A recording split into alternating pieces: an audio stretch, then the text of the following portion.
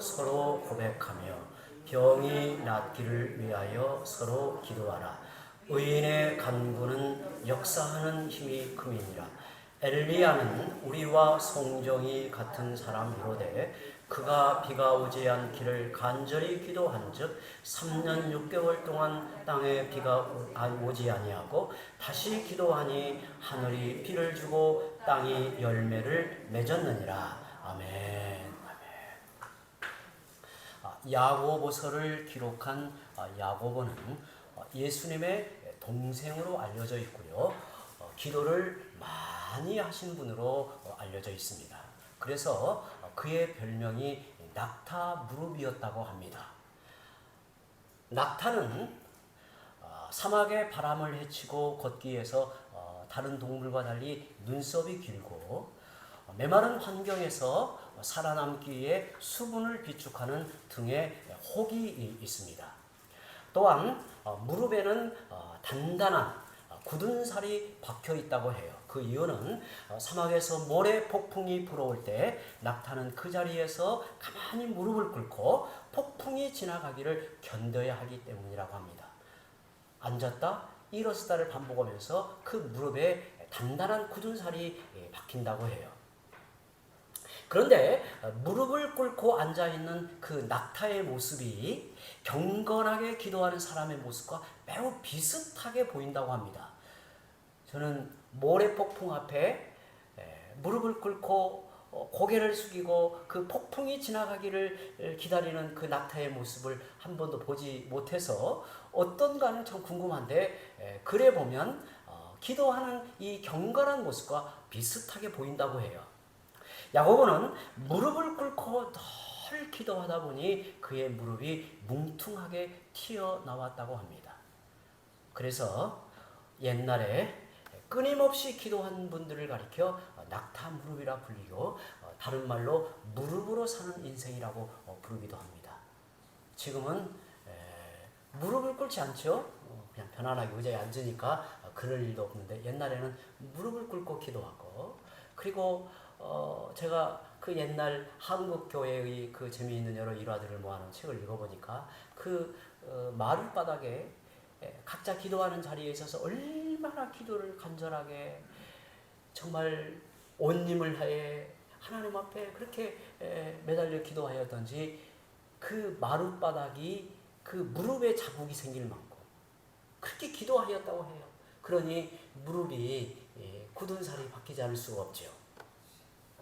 사실 야고보는 예수님의 동생이었지만 처음에는 예수님을 믿고 따르지 못했습니다.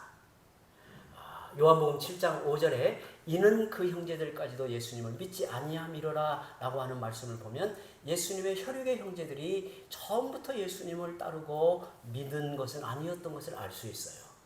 예수님은 알려진 동생만 우리가 이렇게 추측을 해봐도 6명인데요. 바로 밑에 동생이 야고보로 알려져 있어요. 예수님 바로 밑에 동생이 야고보로 알려져 있는데요. 야고보는 형님의 특별한 능력을 인정했지만 그가 메시아라는 사실은 돌아가실 때까지 몰랐습니다. 예수님이 십자가에 달려 죽으시고 사흘 만에 부활하신 이후에 그분은 우리의 그리스도이시다, 메시아이시다라는 사실을 깨닫게 되죠. 그런데 예수님이 부활하시고 야고보를 찾아오신 것으로 알려져 있습니다. 초대교회의 구전을 보면 지금 우리 성경에는 초대교회의 상황이 신약 성경 27권에만 나와 있는데 사실 우리 성경 말고도 초대교회에 전해 내려오는 구전 자료가 많습니다. 순교사와 이런 이렇게 구전 자료들이 많이 있는데요. 그런데 거기에 보면 야고보는 후에 육의 형제로서가 아니라 회심하여 예수님의 제자로서 온전하게 따르게 된 것을 말합니다. 그리고 초대교회의 중심 인물이 돼요. 12사도는 아니었습니다. 성경에 보면 야고보가 여러 나오기 때문에 혼란스러운데요. 예수님의 12제자 사도 가운데 야고보가 둘입니다. 근데 그 야고보가 아니에요. 여기에 말하고 있는 것은 예수님의 혈육의 동생 야고보를 말합니다. 그는 12사도에 들지 않았지만 제자들과 함께 주님의 역사를 신실하게 감당한 분으로 알려져 있습니다. 경건한 기도의 사람이었던 야고보는 야고보서 5장에서 기도에 대해 중요한 가르침을 우리에게 전하고 있습니다. 특별히 오늘 저녁에 의인의 기도가 무엇을 의미하는가? 오늘 우리에게 요구하시는 의인의 기도는 무슨 기도인가를 깊이 생각해 보려고 합니다. 16절에 그러므로 너희 죄를 서로 고백하며 병이 낫기를 위하여 서로 기도하라. 의인의 간구는 역사하는 힘이 큼이니라. 의인의 간구는 역사하는 힘이 큼이니라. 기도의 그 능력의 역사가 나타나서 기도의 그 효능이 나타난다는 말이죠. 그런데 우리가 잘 알고 있듯이 사도 바울은 의인은 없나니 하나도 없다고 했습니다. 그럼 여기에 의인의 간구라는 말은 무엇을 말하는가? 의인의 간구는 무엇을 말하는가? 과연 이 말씀이 내 기도는 저 사람의 기도보다 역사하는 힘이 더 크다. 왜냐하면 내가 더 의인이기 때문이다 라는 의미일까요? 그렇지는 않을 것입니다. 내가 더 의인이니 나의 기도가 더 능력이 있다. 그런 의미는 아닐 거예요. 하나님의 은혜로 의롭다 여기시는 칭의가 아닌 인간 스스로의 의인은 없다는 사실을 우리는 너무도 잘 알고 있습니다. 그러나 의로운 기도는 분명히 있는 거죠. 의로운 기도는 분명히 있는 겁니다. 의인의 간구는 하나님이 받으시는 의로운 기도라는 뜻으로 사실 야고보는 이렇게 우리에게 전하고 있는 거예요. 그러니까 우리가 이 말씀을 앞뒤 문맥에서 자세하게 잘 곰곰이 생각해 보면 의인의 간구는 하나님이 받으시는 의로운 기도를 말하고 있습니다. 그렇다면 무엇이 의인의 간구라고 하는가? 첫째로 의인의 간구는 도고의 기도를 말합니다. 요즘 도고의 기도라는 말을 잘 쓰지 않기 때문에 의미를 좀 설명하면 도고의 기도라는 것은 자신을 위한 기도가 아니라 다른 사람을 위해 구하는 기도를 말합니다. 의인의 간구의 바로 앞에 서로 기도하라고 말하죠. 그런데 제가 도고의 기도라고 하는 이유는 조금 우리의 오해된 말을 좀 시정하기 위해서 말씀을 드립니다. 요즘에는 중보 기도라는 말을 자주 쓰고 책에서도 우리가 자주 접하게 되는데 사실 중보 기도라고 하는 것은 바람직하지 않죠. 왜냐하면 중보 기도라는 말은 중보자의 기도라는 말이거든요. 중보자의 기도. 여러분, 중보자의 자격은 사람에게는 없습니다. 하나님이시며 사람이신 하나님의 그 거룩한 신성, 온전한 의의 신성과 또 인성을 갖춘 그리스도만이 중보자가 되실 수 있는 거죠. 하나님과 우리 사이에. 그래서 예수님이 하나님 앞에 천상의 보좌 우편에서 우리를 위해 기도하는 것을 가리켜 중보 기도라고 하죠. 우리는 중보자가 아닙니다. 우리는 중보자가 아니죠. 그래서 중보 기도라는 말을 쓰는 것은 그런 의미를 잘 생각하고 써야 됩니다. 그런데 성경의 사도 바울은 다른 사람을 위하여 하는 기도를 이제 도고라고 표현을 하였기에 제가 도고의 기도라고 설명을 드립니다.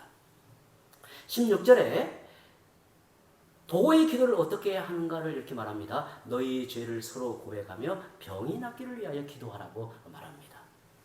사실 우리 육신은 병을 피하기 어렵죠. 질병이 늘 우리 가까이에 있습니다. 그런데 병이 낫는 것보다 더 중요한 문제는 죄 사함을 받는 문제이죠. 우리가 성경을 보면 그렇습니다. 그러므로 이것을 위해 서로 기도하라는 것입니다. 여러분, 성도에게 병이란 여러 가지 의미가 있습니다. 오늘 우리 김영순 권사님이 우리 장로님 위해서 기도할 때 우리 함께 기도합니다. 저도 새벽에 기도할 때 우리 성도를 위해 기도할 뿐만 아니라 우리 장로님 위해서 기도합니다. 사실 이 병의 문제는 어느 누구도 피하기가 어려워요. 그러면 성도에게 병이란 어떤 의미를 갖는가? 질고를 통해 하나님과의 막힌 문제가 풀리고 해결됩니다. 저는 이렇게 병을 접근하고 싶어요. 하나님과의 막힌 문제가 풀리고 해결이 됩니다. 먼저 우리는 병 중에 내가 누구인가를 깊이 생각하게 돼요. 건강할 때는 모든 것이 마음대로 되는 줄 압니다. 그러나 병이 들면 자신의 연약함을 깨닫고 겸손해집니다. 지금까지 살아온 것이 내 힘이 아니라 하나님의 큰 은혜였다는 사실을 깊이 깨달아요. 둘째, 자신이 누구인가를 알고 겸손해지면 하나님의 말씀이 내 마음에 와 닿아요. 아무 어려움 없이 살 때는 그냥 지나치던 말씀이 이제는 내게 와닿는단 말이에요. 주님이 내게 들려주시는 말씀으로 받아들여집니다. 셋째, 주님의 말씀이 깊이 와닿으면 자기 인생에서 무엇이 중요한가를 깨닫습니다. 건강할 때와 병상에 있을 때는 생각이 달라질 수밖에 없습니다. 저는 2년 전에 제가 태어나서 처음으로 병원에 입원해서 의사의 하라는 대로 3주 동안 그대로 누워 있었어요. 종종 회진하다가 앉아 있거나 뭐 다른 일하면 몇 차례 저에게 굉장히 뭐라고 하더라고요. 왜 하라는 대로 안 하고 앉아 있느냐고 그대로 누워서 베드에 등을 딱 대고 누워 있으라고 하더라고요. 제가 큰 공부가 뭐였냐면 성도들이 입원하면 이런 마음이구나. 제가 굉장히 그때 공부가 됐어요. 성도들을 이해하고 병원에 입원하면 그 마음이 절로 들더라고요. 성도들이 얼마나 한편의 마음에서 이 마음에 큰 무거움이 있겠다. 그리고 이 고난을 통해서 어떻게 하나님을 의지할까? 이걸 위해서 기도하게 되죠. 건강할 때와 병상에 있을 때는 생각이 달라져요. 우리 성도들 가운데 오래도록 이 병상에 누워 계신 분, 앉아 계신 분이 있습니다. 우리 오랫동안 지금 교회 출석하지 못하는 분들이 있는데요. 우리 차덕순 성도를 그 아드님 전도하기 위해서 늘 방문하여 하면요. 어떤 데는 저를 보고요. 너무 민망해요. 미안해요. 그러지 말라고 해도. 왜냐하면 자기 마음은 일어나서 막 걷고 저를 따라서 교회를 오고 싶은데 이게 안 되니 얼마나 마음에서 답답한지 간혹 물어봐요. 어느 분은 잘 나오고 잘 계시나요? 언젠가 우리 최기남 권사님만 묻더라고요. 우리 최기남 권사님 어디 잘 계시나요? 그 뒤에 우리 김수남 성도님은 아프지 않고 교회를 잘 나오나 이렇게 물어요. 이게 건강할 때와 병상에 누워있을 때는요. 생각이 전혀 달라요. 이게 다른 거예요. 건강의 위기 앞에서 인생의 종말을 생각합니다. 주님 앞에 서게 될 자신을 돌아보게 됩니다. 병으로 인해 우리 영혼은 하나님 앞에 온전히 서는 기회를 얻습니다. 넷째, 이 모든 일을 통해 과연 하나님은 내 인생의 주관자이시고 나의 생명도 죽음도 하나님의 주권 속에 있음을 깨닫습니다. 이런 면에서 성도들에게 질병은 성화의 은혜를 베푸시는 하나님의 손길로 작용합니다. 저는 이게 중요한 관점이라고 생각해요. 그래서 때로는 질고 앞에서 하나님을 더욱 바라보고 슬퍼하기보다 주의 나라를 소망하면서 이겨내고 기도하게 되는 거죠. 본문 16절을 다시 한번 볼까요? 다시 보시기 바랍니다. 병이 낫기를 위하여 서로 기도하기 전에 너희 죄를 서로 고백하라고 말합니다. 그런데 이 말씀을 오해하시면 안 됩니다. 너희가 병이 든 원인이 죄이므로 사람들 앞에서 너희 죄를 공개적으로 고백하라는 말이 아닙니다. 이 말씀을 잘못 해석하여 나온 것이 고해성사 이런 거였겠죠. 제가 옛날에요. 한때 어떤 일이 있었냐면 한때 죄를 공개적으로 고백하는 일이 유행하기도 했습니다. 저는 그때 매우 우려했어요. 이러면 안 되는데. 여러분, 죄를 공개적으로 고백하면 유익함이 많을까요? 부작용이 많을까요? 여러분 생각에? 실제로 제가 아는 교회에서요. 제가 옛날에 전주에 사역할 때 제가 아는 교회에서 우리가 하나님 앞에 정말 진실하고 결단하여 거룩하게 살기 위해서 우리 자신의 허물과 죄를 성도들 앞에, 공동체 앞에서 고백합시다 해가지고 고백을 했어요. 그때 심각한 죄를 고백한 형제들은 다 떠났더라고요. 어떻게 그러겠어요? 사람은 연약한데. 그래서 제가 그 이야기를 듣고 아이고, 정말 성경을 오해해도 참 오해하고 있구나. 잘못 이해하고 있구나. 여러분, 교회의 권징이라고 하는 원칙이 이 교회 헌법에는 잘 이렇게 나와 있는데요. 어떤 사람이 죄 아래에 있습니다. 그리고 하나님 앞에 자신을 돌이켜 은혜를 구하고 회개합니다. 우리는 하나님을 향하여 나아가죠. 하나님을 향하여 나아갑니다. 그런데 어떤 죄가 공적으로 드러나게 될 때는 교회는 치리하지 않고 내버려 두면 안 됩니다. 드러나기 전에는 잠잠히 권면을 하고 지혜롭게 교훈을 합니다. 드러났을 때는 이걸 치료를 해야 돼요.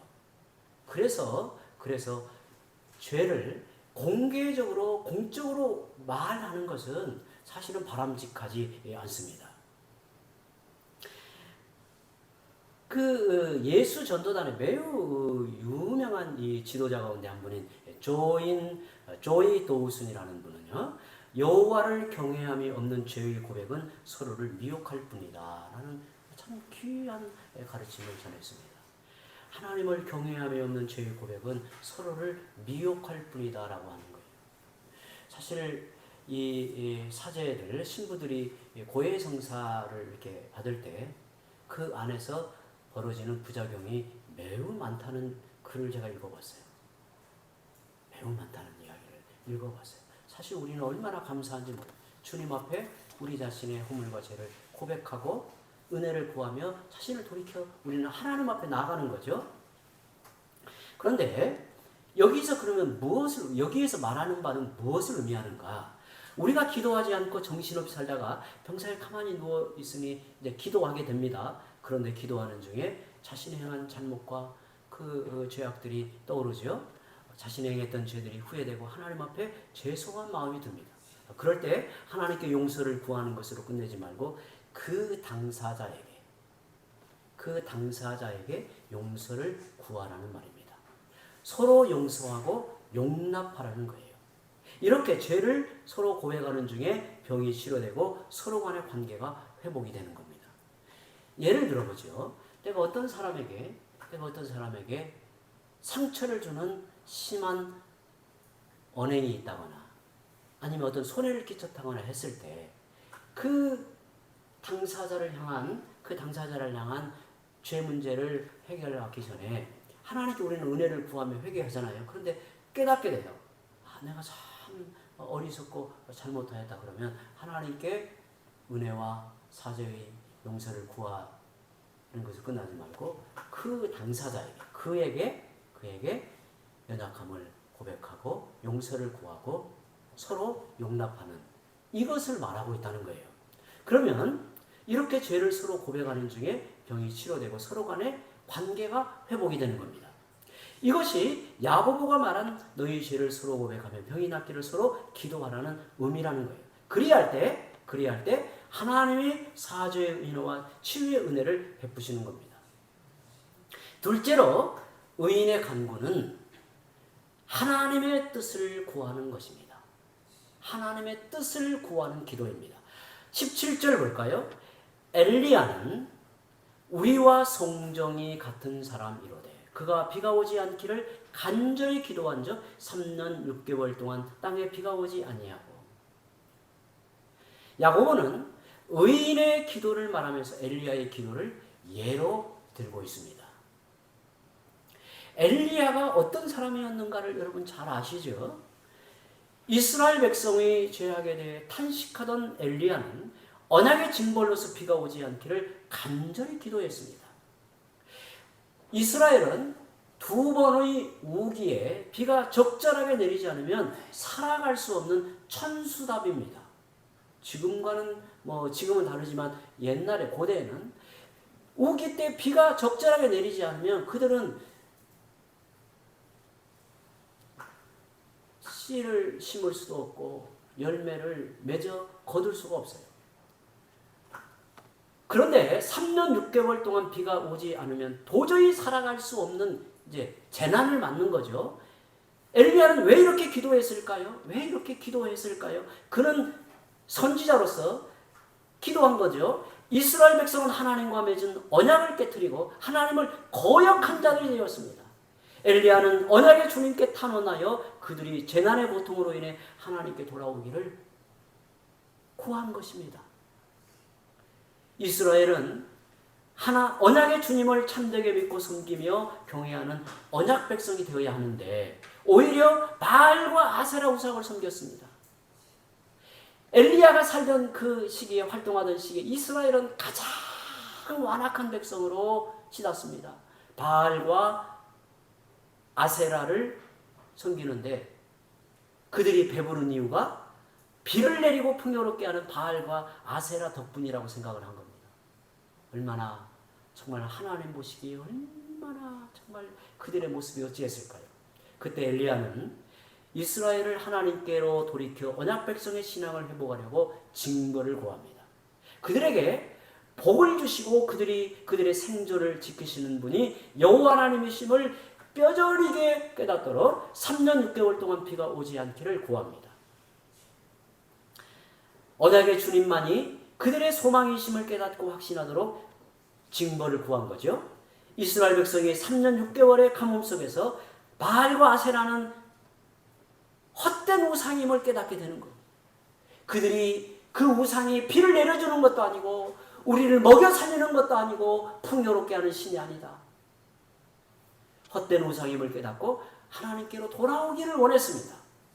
여러분, 엘리야의 이런 마음이 어디에서 일어났을까요? 하나님의 영광을 구하는 마음이고 언약 백성을 향한 애타는 사랑이 그렇게 기도하도록 만들었어요. 거룩한 분노에 사로잡혀 불같은 열망으로 기도한 것입니다. 엘리야는 두려운 고난을 자처하면서 이 기도를 합니다. 하나님은 그의 기도를 통해 놀라운 역사를 이루시죠.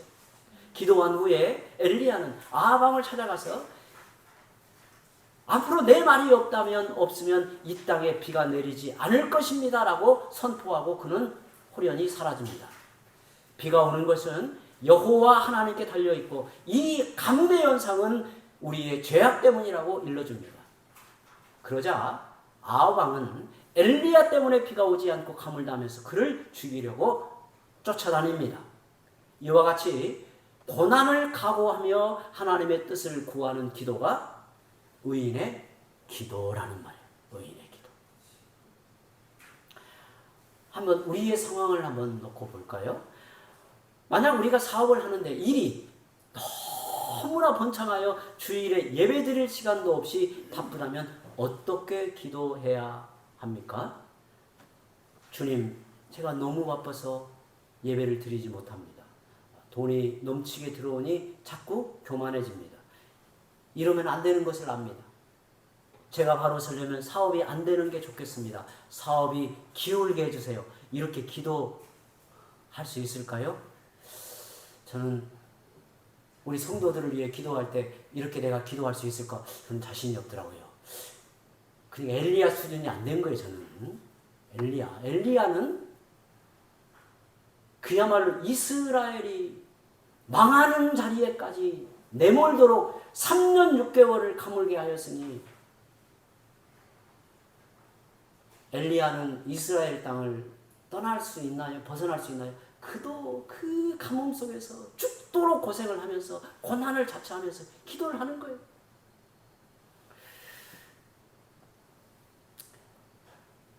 사실 의인의 간구는 쉬운 기도가 아닙니다. 의로운 기도는 나의 기도가 어느 방향으로 나아가야 할지 가르쳐줍니다. 우리는 자기만 생각하고 육신만 생각합니다. 그렇지만 내 영혼이 잘 되는 길을 생각하고 하나님의 뜻을 구하는 것이 중요합니다. 저는 요즘에 자녀들을 위해 기도하면서 이게 정말 깊이 마음에 와 닿더라고요. 정말 자녀들을 위해 기도하면서 너희의 영혼이 잘 되는 길을 결코 포기해서는 안 된다. 주의를 지키고 말씀을 제대로 듣고 은혜 안에 서는 자리를 벗어나서는 너가 아무리 세상에 성공을 거둔다 한들 하나님 앞에서는 그건 헛된 것이다. 그렇게 말을 하면서도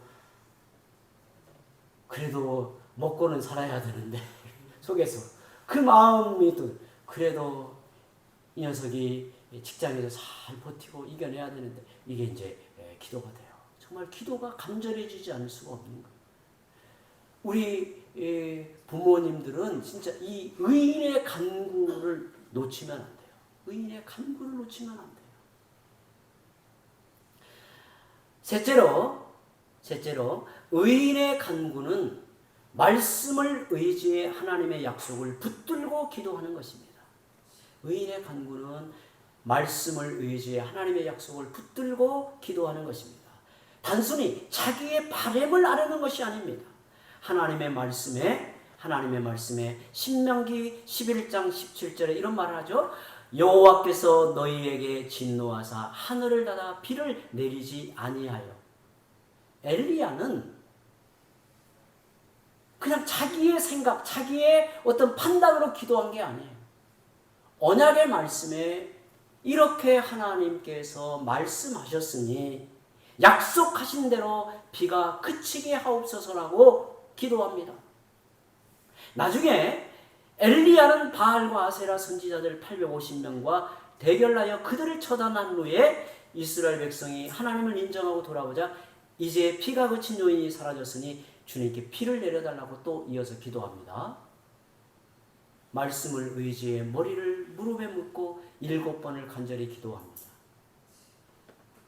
정말 3년 6개월 동안 피 한 방울 내리지 않는 그 가뭄 상황에 하나님 앞에 엎드려 기도하는 엘리야는 하나님의 언약을 붙든 거예요. 하나님의 말씀하신 말을 붙든 거예요. 하나님이 이 모든 상황을 보고 계시며 하나님께서 이스라엘 그 언약 백성의 운명을 지고 계신다는 사실 앞에는 정말 철저하였던 거죠. 그가 그렇게 기도하는 거예요. 그때 언약의 징벌로 고통 중에 있던 그 땅에 큰 비가 내립니다. 오직 언약을 붙들고 기도하는 엘리야는 하늘 문을 열기도 하고 닫기도 하는 기도의 능력을 나타냅니다. 사람들은 엘리야에 대해 그는 능력의 종이니 우리와는 차원이 다르다라고 생각을 하고 우리는 의인의 기도를 하기 어렵다라고 하기 쉬워요.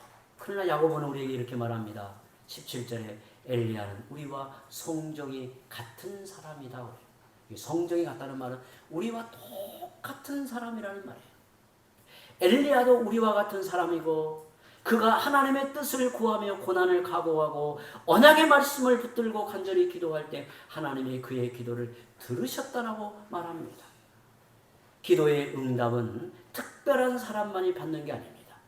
모든 성도들에게 주어진 하나님의 약속입니다. 그러므로 너희는 하나님의 자녀로서 기도의 권세가 있음을 알고 기도하라는 것입니다. 오늘 우리에게 의인의 간구를 요청하고 의인의 간구에 헌신된 자로 우리를 부르고 있는 겁니다. 우리 모두 이런 기도의 용사가 되시기를 바랍니다. 우리 함께 나누어드린 기도의 제목을 가지고